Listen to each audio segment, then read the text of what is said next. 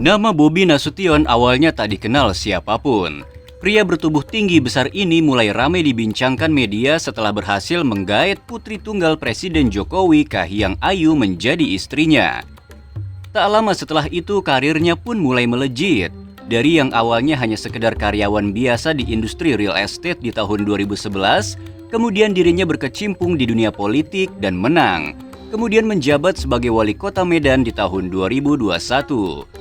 Nah, semenjak menjadi pejabat publik, tingkah laku menantu Presiden Jokowi ini pun kerap tertangkap kamera. Dan tanpa diketahuinya, berikut ini adalah 5 perilaku sombong Bobi Nasution yang tak disadarinya. Mulai dari melantik mantan pecandu narkoba jadi kepala bidang, hingga pembiaran ibadah umat Kristiani di pinggir jalan.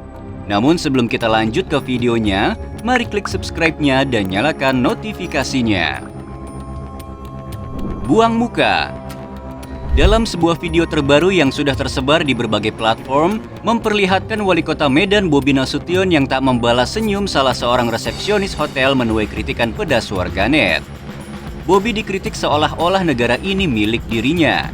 Sikap angkuh tak terpuji orang nomor 1 di kota Medan itu ternyata bukan baru pertama kali terjadi. Di video lainnya terpantau Bobi Nasution yang tengah berpapasan dengan kakek tua saat memasuki pintu kantor berjalan dengan angkuhnya. Dalam video, si kakek yang hendak menyalami wali kota Medan itu justru tak digubrisnya dan berjalan begitu saja memasuki kantor wali kota. Seolah baru terlihat sifat asli Bobi, banyak masyarakat Medan yang menyesal telah memilih dirinya menjadi wali kota.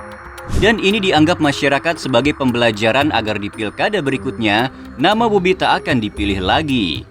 Di komentar lainnya ada warga asli Medan mengingatkan bahwa sebagai pejabat harus santun kepada warganya. Sementara yang lain berkomentar bahwa senyum itu ibadah.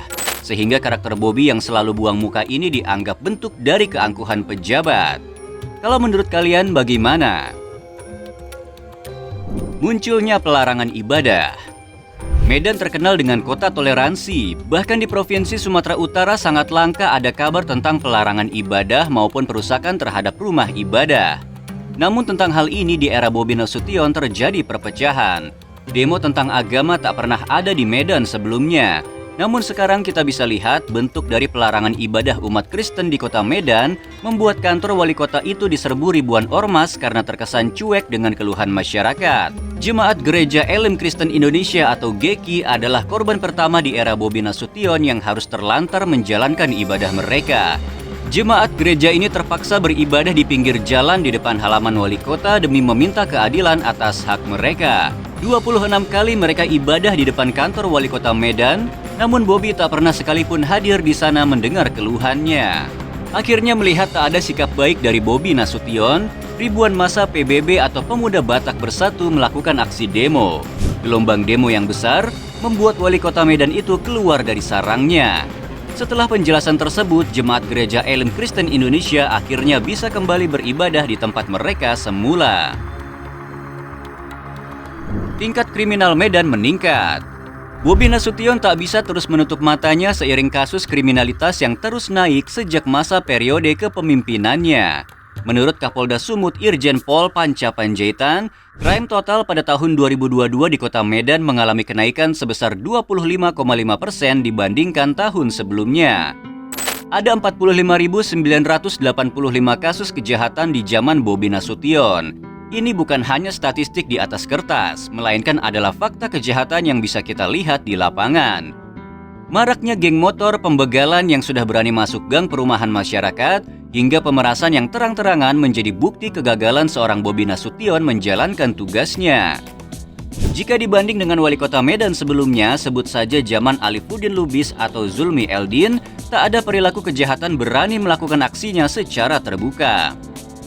Bobi Nasution memiliki catatan buruk di mata masyarakat Medan, akibat terlalu menganggap gampang sebuah jabatan dan merasa dirinya merupakan mantu dari seorang presiden, membuat Medan saat ini amburadul dan demo yang berkepanjangan.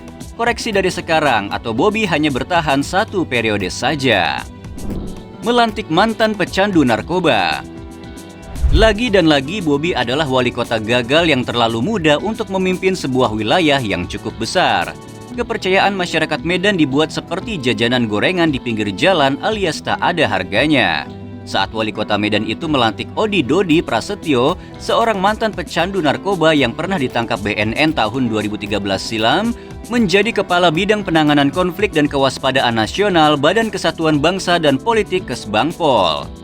Atas keputusan Bobi yang terkesan asal melantik tanpa meninjau ulang riwayat hidup orang tersebut membuat masyarakat kecewa.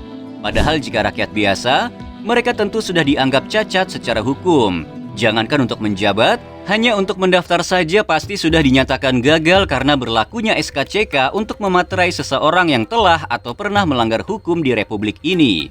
Kinerja Bobi begitu mengecewakan warga. Kompak dengan HTI.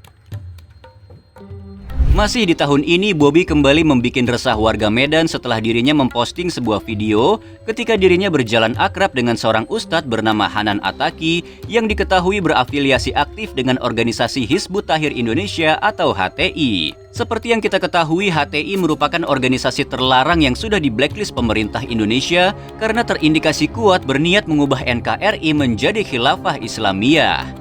Ideologi yang diusung HTI bertentangan dengan azas Pancasila dan Undang-Undang Dasar 45.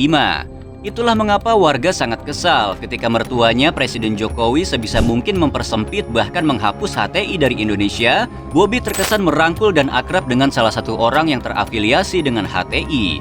Sehingga tak heran jika Bobi Nasution begitu pasif dan seolah berdiam diri saat terjadi pelarangan ibadah untuk kaum Kristiani baru-baru ini. Akhir kata, Bobi merupakan pemimpin yang berbahaya untuk masa depan bangsa ini. Kinerjanya untuk wilayah kota Medan saja masih buruk. Apalagi jika suatu saat Bobi Nasution mencalonkan diri untuk sebuah jabatan yang jauh lebih besar, tentu juga akan berakhir buruk.